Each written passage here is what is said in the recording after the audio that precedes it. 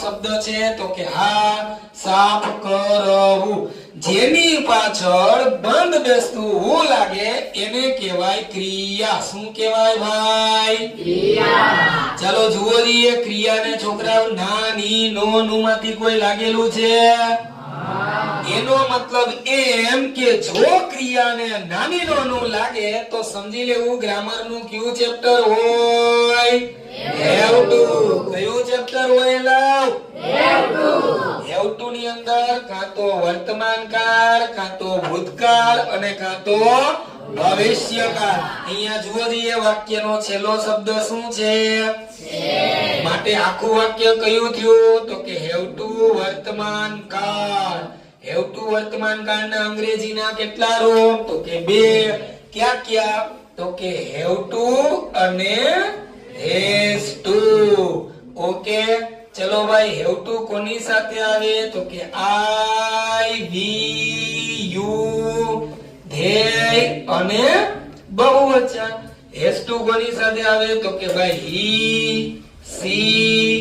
ઈટ અને નામ ઓકે ચલો કોઈ પણ વાક્યનું અંગ્રેજી કેમ કરાય ગુજરાતી વાક્યનું તો કે પહેલા પહેલો શબ્દ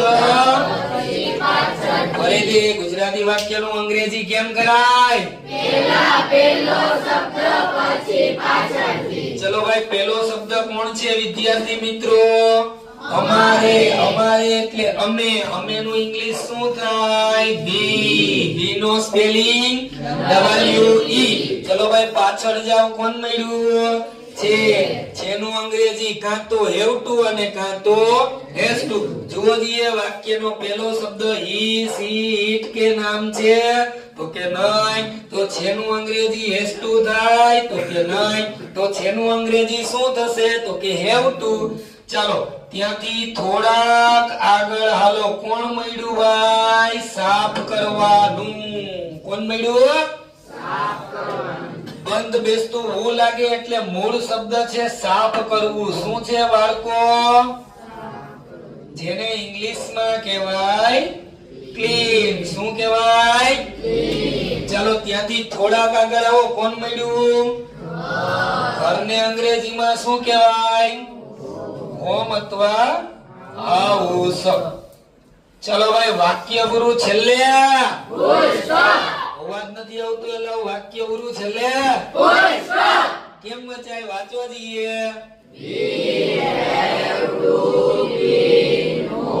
ખબર પડી ચાલો એક બીજું એક્ઝામ્પલ તમને આપું જેમ